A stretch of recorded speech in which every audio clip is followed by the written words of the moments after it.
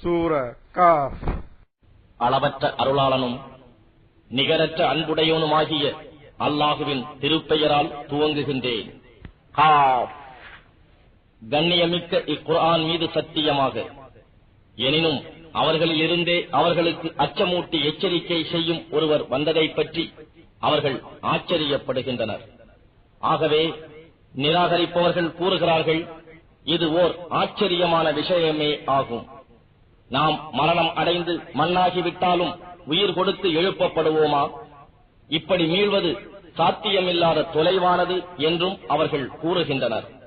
மரணத்துக்கு பின் அவர்களிலிருந்து அவர்கள் உடலை பூமி எந்த அளவு குறைத்திருக்கின்றதோ அதை திட்டமாக நாம் அறிந்திருக்கின்றோம்.